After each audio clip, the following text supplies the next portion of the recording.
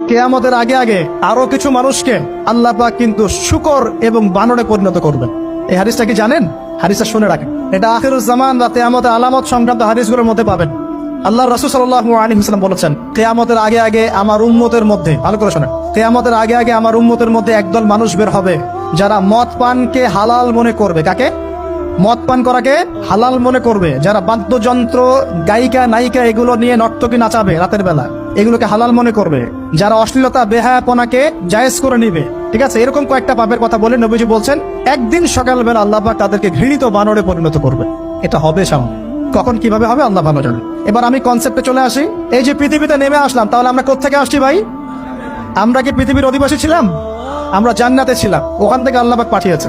এবার পৃথিবীতে এসে আদম আলাইহিস সালামের যুগে খুব একটা দুর্ঘটনা ঘটে নাই, একটা ঘটেছে। কয়টা? একটা। ভাই হাবিলের কোরবানি কবুল হয়, কাবিলের অন্তর্দাহ হয়, জ্বালা হয়। কেন হাবিলেরটা কবুল হবে, কাবিলের কেন হচ্ছে না? এই হিংসার বশবর্তী হয়ে কাবিল হাবিলকে হত্যা করে ফেল।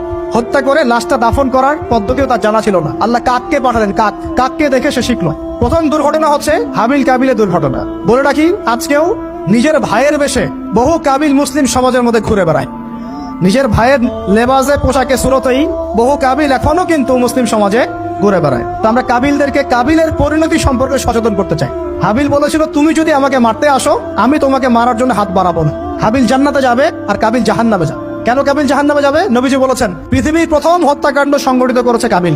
এই কারণে পৃথিবীতে যত খুন হবে, সমস্ত খুনের পাপের একটা অংশ কাবিলের আমল নামায় যোগ করা হবে। বলে নাউজুবিল্লাহ। একটা কথা মনে রাখবেন, সদকায়ে জারিয়া যেমন আছে, গুনাহে জারিয়াও আছে। একটা মদের দোকান দিয়েছেন, যত মানুষ মদ খাচ্ছে, সমস্ত গোনার একটা অংশ আপনার কাঁধে আসছে। সিনেমা হল করেছেন, মানুষ সারাদিন নেকটা ছবি দেখে, নগ্ন ছবি দেখে, যত মানুষ এখানে পাপ করবে, সমস্ত পাপের একটা অংশ আপনার কাঁধে যাবে। আবার একটা মাদ্রাসা করেছেন, যত মানুষ এখানে দ্বীনি ইলম শিখবে, এই নেকির একটা অংশ আপনি পাবেন ইনশাআল্লাহ। মরে গেলেও কবরে পাবেন ইনশাআল্লাহ। আল্লাহ পাক আমাদের সবাইকে সদকায়ে জারিয়া করার তৌফিক দেখ, গোনাহে জারিয়া থেকে বাঁচিয়ে রাখুন। খুব খেয়াল রাখবেন, আল্লাহ পাক আমাদের হেফাজত করুন বলি আমিন। এবার ওই যুগ শেষ, নূহ আলাইহিস সালামের যুগ। এই যুগে আল্লাহর একই সুন্নত, নূহ আলাইহিস সালাম 950 বছর দাওয়াত দিলেন, 40টা বা 80টা পরিবার ইসলাম কবুল করেছে, বাকিরা করে নাই। যারা করে নাই আল্লাহ পাক তাদেরকে ডুবিয়ে মারলেন, যারা করেছে আল্লাহ পাক উদ্ধার করলেন। সোজা কথা, আজকে সারা পৃথিবীতে যত মানুষ আমরা বেঁচে আছি না, আমরা কোনো না কোনো ভাবে ওই 80 পরিবারের সদস্য। আমরা ভাই ভাই, আমরা ওই ফ্যামিলি, 80 ফ্যামিলির অন্তর্ভুক্ত। কিরকম করে? নূহ আলাইহিস সালামের 4 সন্তান ছিল। কয় সন্তান? এক সন্তানের নাম হচ্ছে হাম। কি নাম? হাম। হাম ছিল একটু কালো বর্ণের।